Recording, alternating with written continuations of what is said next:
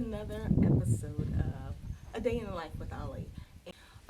Can you actually find housing in another country for less than $100 a month? And so I want to kind of pick that apart a little bit and give some truths about this. So, for example, I'm in Africa. I am in East Africa. I'm in Tanzania. I've been in a couple different cities, stayed in both, well, this will be my third one that I will be here at least 2 weeks. And I want to kind of dispel this myth. And even the statement that you constantly hear people say, it's so much cheaper. Oh, it's cheap to live. It's cheap to live. And what cheap to live means for some people. So, can you find an $80 a month apartment or a house? Absolutely. Will you be where you think you'll be based on the IG videos and all of these wonderful things that we see floating around on the World Wide Web and all that stuff? Possibly. But here's the catch. 50, 60, 80, $100 a month in a 5-bedroom, 4-bath house is likely going to put you in the country. What does that mean? It might look like this. That's plush, that's fantastic, it's beautiful. So like I was saying, yes, you can find 80, 100, $60 for 3, 4, 5-bedroom homes, all of this stuff. Swimming pool, maybe even area for your house staff. Yep. I keep getting interrupted here. I'm trying to make this video. So, basically what you... Alright, so hopefully I can edit that part out. But, so yeah, back where I was, I apologize.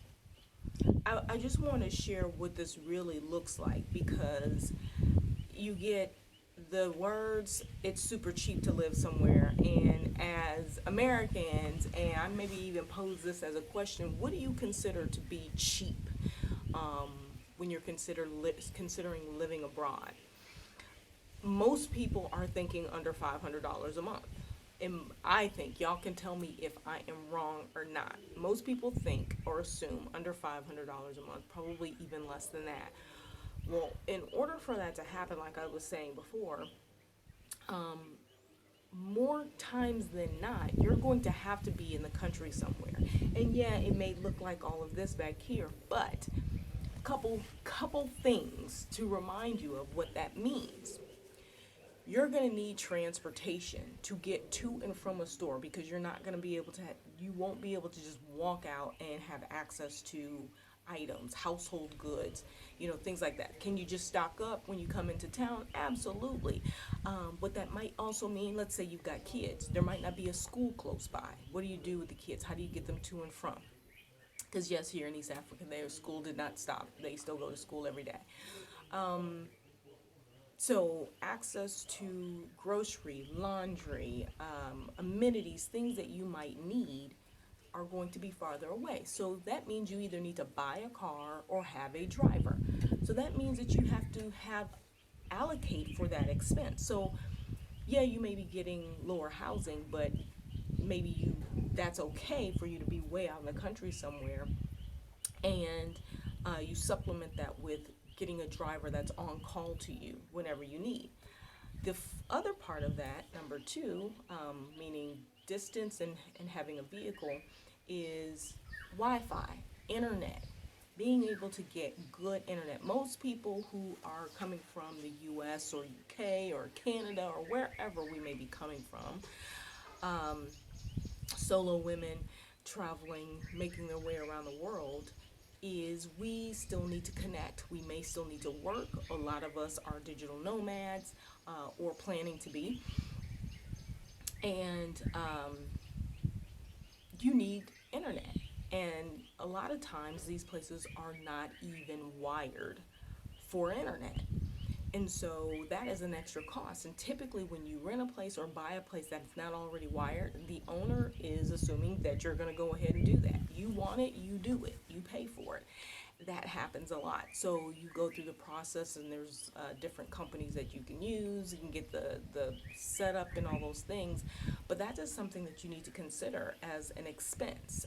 I've seen people paying as much of as $200 a month for internet service. I think she said 200. It may have been a little bit more, but I know it was around $200, and I was like, wow, okay, that's double what I pay in the U.S., and I'm not even using it in the U.S. But that then eats into your cheap line item, right?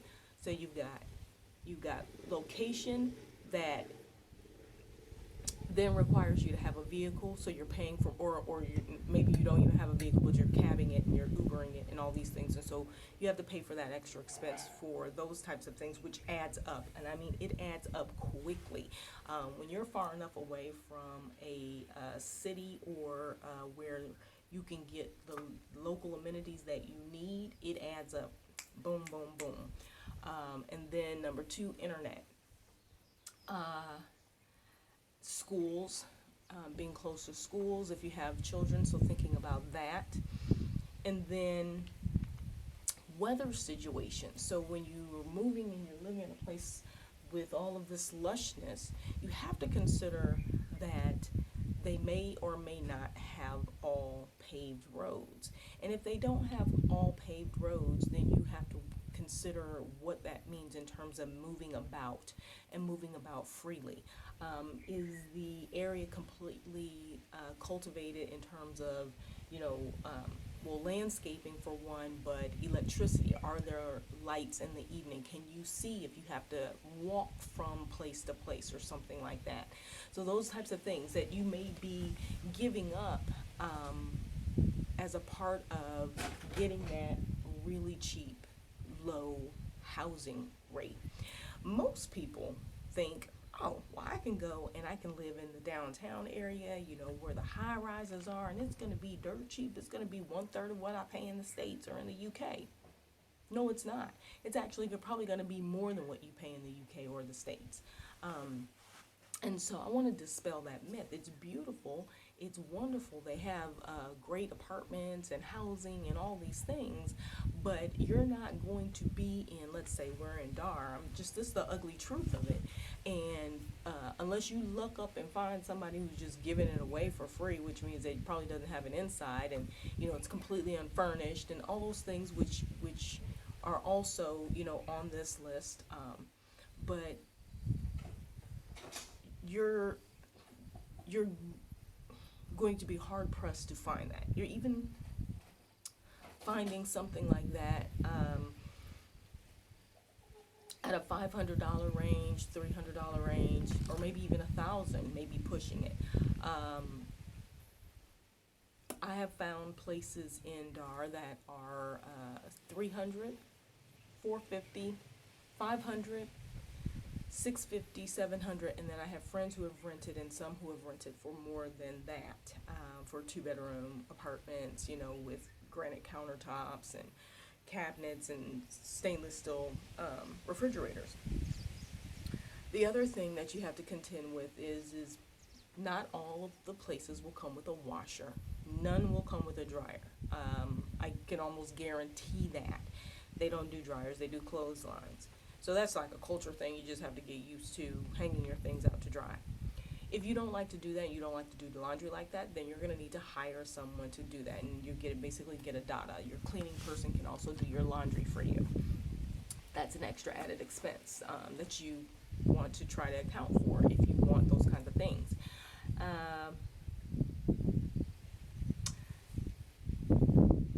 Let me think.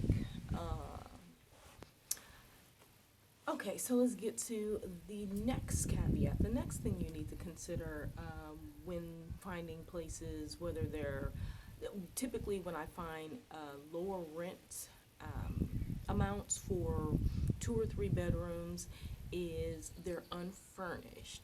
So if you're planning to move abroad, that won't be like an alert, like, oh my God, because you probably want to furnish it yourself, which means that you've probably allocated. But what does getting furnishings actually mean? Getting furnishings also means that you're going to be buying appliances, televisions if you want a TV, couches, chairs, beds, um, all of the bedding, towels, dressers, all of these things, all of which, yes, you can find here. The question is quality and next, delivery. How do you get someone to deliver these things to you? You guys, the list goes on and on of all the things that you need to consider and think about. So yes, round circle this back around. Is it possible to get $100 or less a month rent if you're moving to another place, relocating for 3 to 6 months, whatever? It is possible. But what are you giving up in order to get that price point? So sometimes to me, it's like, what's the real question? What is it that you really need? What do you have to have? And then you kind of have to go and put this chart together and write down your expenses. Are you really saving any money by getting that place that's, in the country, or off the beaten path? Are you really saving any money? You might be a hermit. You may be a person who loves to be in the house. So all you need are the things inside your house and you're good to go. You can even hire a service here and have someone pick up your groceries. That might be cheaper than being in town and being in the mix of things when you don't take advantage of those things anyway. You may not like to go to a coffee shop or a bar or be right on the ocean. Not to say that you can't find something right on the ocean. You might just need to be in a different area. Example, there's a city called Keegan-Boney, which is south of, it's in Dar, but it's like a area south of Dar. Right on the ocean, and it's actually beautiful water. And they've got new developments, new housing, all of those things. And I think it is cheaper at this point to go and be there.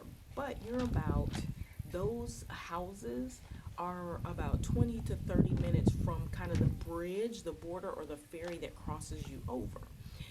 So, are you good with that setup and won't need to come in and out of town? And maybe you are set. So then you can take advantage of these inexpensive rents. Or another option is renting out your space to other people. So if you get a 4 or 5 bedroom house or apartment or whatever, are you up to renting out that space? Because then it becomes even cheaper. So let's say you do rent something for even more. Maybe it is $1,000 a month, or $700, or $800 a month. We talked about Wi-Fi, we talked about location, we talked about furnishings. All these things. Let's say you add all of that up, and you're at $1,300 a month. You have 4 rooms. If you rent those spaces out, and ideally what you want is you want self-contained rooms, meaning that each room has its own individual bathroom. When you have that, you have a fantastic selling point, renting point, to entice people to want to be there. Because one of the biggest things a lot of people look for, and I'll speak as a single solo female traveler, is having privacy with your bathroom. When people rent out their space, they can rent to if you're not in a female only house or something, and it's not female only, and let's say it's co-ed, you could potentially end up sharing a bathroom with males, and that might not be your thing, and so you want to be aware of those types of things, right? So taking into account all of those things and getting people to truly define, what does living cheap, it's cheaper here, mean?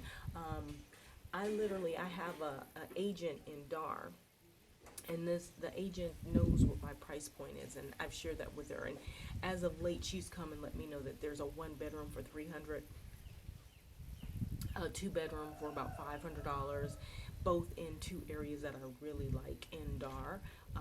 Very walkable areas. One's in Masaki, which is a very nice area, and the other one is in Mikocheni, which is another nice area, which is close to everything, close to transportation, yada yada, all of that, which is very rare. The question is, how many months in advance do they want?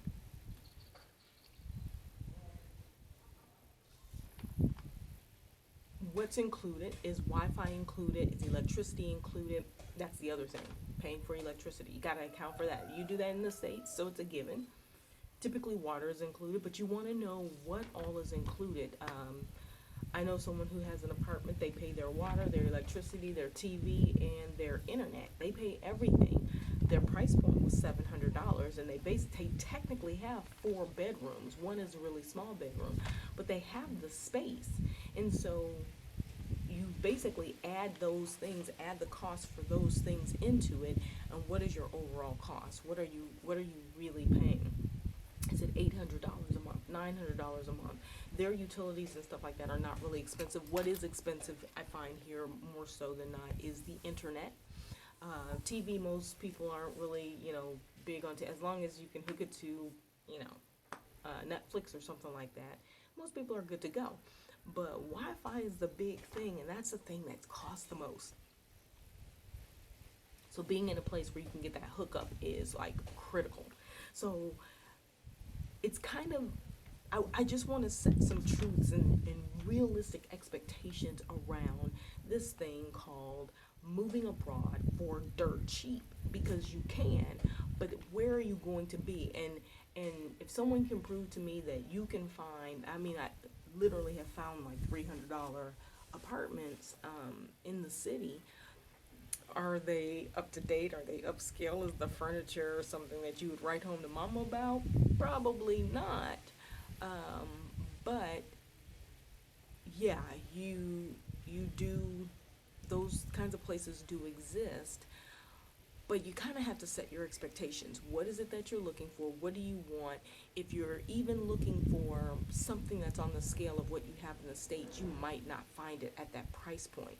If you're spending $5,000 a month in the States and you're moving abroad, absolutely you could live like luxury for $1,300, and that would be fantastic. So it really depends on what you consider to be cheap. If you're only paying $1,000 in the States and you want something cheaper and you're looking for the same exact digs as you had in the States, but you want it for $300 or $400, and you want to be downtown, you want to be close to the action, you want to be walkable and mobile and have stores available and malls close to you, whatever they may have in that area, you may not find that at that price point. And so I always say, get clarification on what those things mean, because we have in our mind how we interpret when somebody says it's cheaper, and that does not always translate to what it actually is. So I just wanted to kind of shed some light for you guys on those things, what you have to consider as a solo female traveler around this globe as much as I possibly can. These things are important to me because a lot of people are on budgets. A lot of people are, managing their costs from place to place, or different things that they're doing, or if you're still managing the space in the States or the UK or whatever. So you want to take all of these types of things into consideration. My next video, I always talk about safety for women, different places, and that kind of feeds into where you live and thinking about these types of things. When you're considering moving abroad in different places, how does that impact getting cheap? How does that impact where you end up staying? So let's talk about co-living. Let's talk about safety. What does that really mean in the grand scheme of things? And, share these things with you guys so more of our sisters and brothers can move abroad, but move abroad with intelligent information that you can actually discern and decipher and decide what's right for you, and set some real healthy expectations for you guys. So anyway, hopefully you enjoyed, or you took something away from that. There was a lot of little nuggets in there that I just threw in, but I was just sitting here and just thinking about what somebody said to me, and they were like, oh, it's super cheap here, and I was like, it's 3 times as much as what I pay somewhere else. And so is it actually super cheap? So I want you guys to think about those things. If you got questions, if there's certain areas that you're thinking about going to, maybe I've been, I can shed some light on those things for you. Just shoot me a message, type in the comments what you think, and never know, we may cross paths, or I may be able to share something with you that helps you make the decision that you want to make around where you want to travel around the world, and maybe where you might want to hang your hat. So anyway, you guys, y'all know the drill. Follow me on my YouTube. If you don't mind, please subscribe, and Toodles and noodles. Peace and hair grease.